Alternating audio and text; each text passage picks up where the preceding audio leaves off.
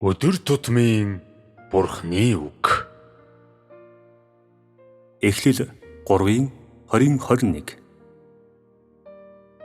Адам өөрийн эхнэрийг Ева гэж нэрлсэн. Учир нь тэр амьд бүхний их байсан юм. Адам болон түүний эхнэрт Йохова бурхан арьсан дээл хийж тэднийг ховцслов. Адам болон түүний эхнэрт Йохова бурхан арьсан дээл хийж тэднийг хувцасласан тухай энэ дүр зурагт Адам Ева хоёртой хамт байх үедээ Бурхан ямар үүрэг гүйцэтгсэн бэ? Зөвхөн хоёр хүн амьдардаг ертөнцид Бурхан ямар үүрэгтэйгээр гарч ирсэн бэ? Бурханы үүрэгтэйгээр үү? Хонконгийн ах эгч нараа хариулагтун. Эцэг эхийн үүрэгтэйгээр.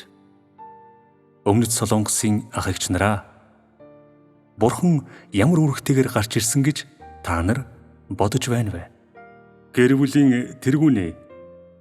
Тайваны ах эгч нараа та нар юу гэж бодож байна вэ? Адам болон Евагийн гэр бүлийн хүний дүрээр, гэр бүлийн гишүүний дүрээр.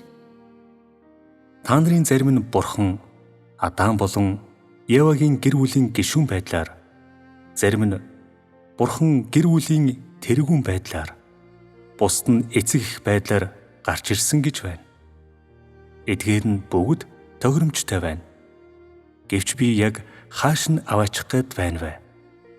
Бурхан эдгээр хоёр хүнийг бүтээгээд тэднийг өөрийн нөхөд гэж үзсэн байна.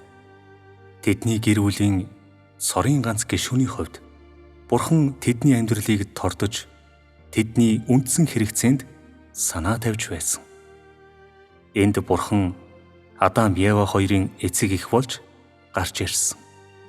Бурхан үүнийг хийж байхад хүн Бурханы хэр ихэмсэг болохыг хараагүй. Бурханы эрхэм дээдийг, түүний нууцлаг байдлыг болон ялангуяа түүний уур хилэн болон сүр жавхланг хараагүй. Түүний харсан бүхэн нь Бурханы даруй байдал, түүний хайр, түүний хүнд зориулсан анхаарал, түүний тэдэнд хандсан хариуцлага болон халамж юм.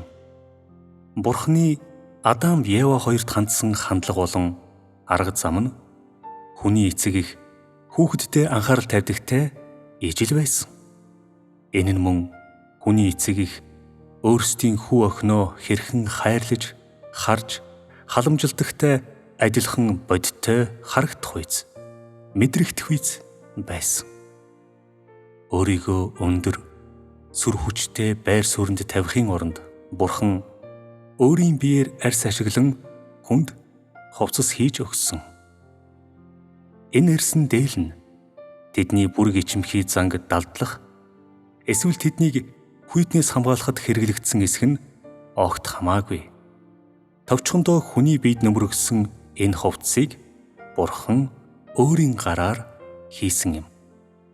Түүнийг зүгээр л бодлын хүчээр, эсвэл хүмүүсийн төсөөлдгөөр тэмдэг болон гайхамшигын хүчээр хийхийн оронд Бурхан хийж чадахгүй, хийх ёсгүй гэж хүмүүсийн боддог зүйлийг Бурхан жинхнээсээ хийсэн байна.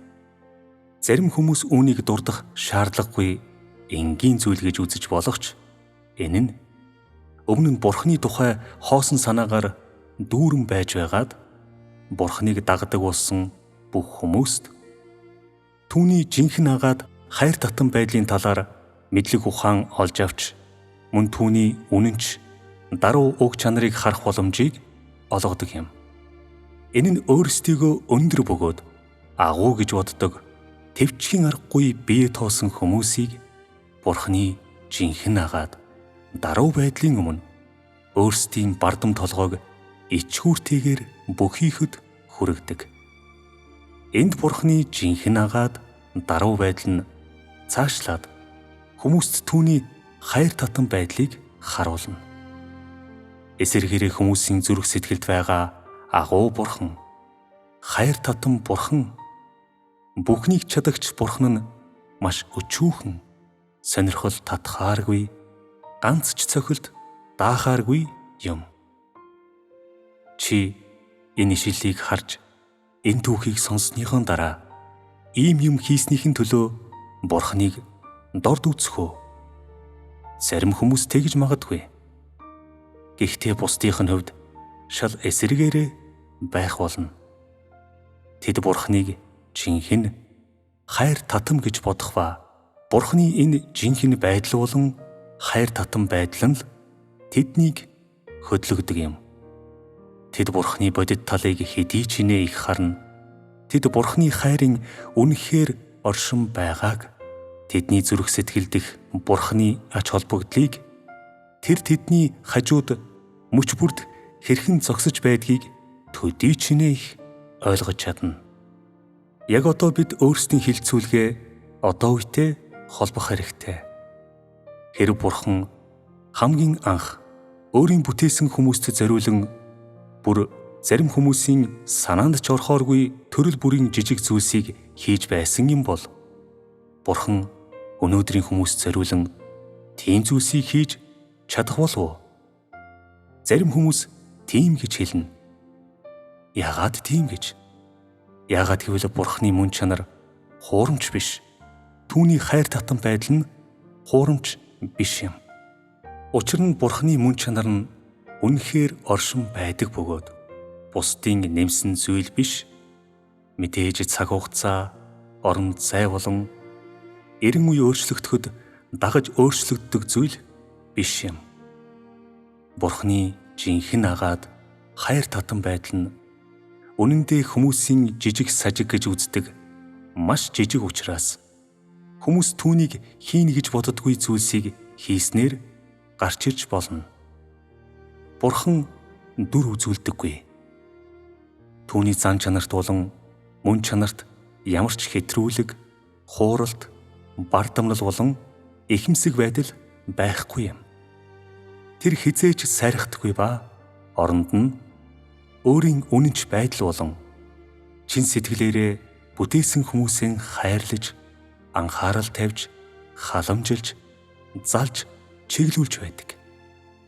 Хүмүүс үүнийг хэр их ойлгож, мэдэрч, харж байх нь хамаагүй.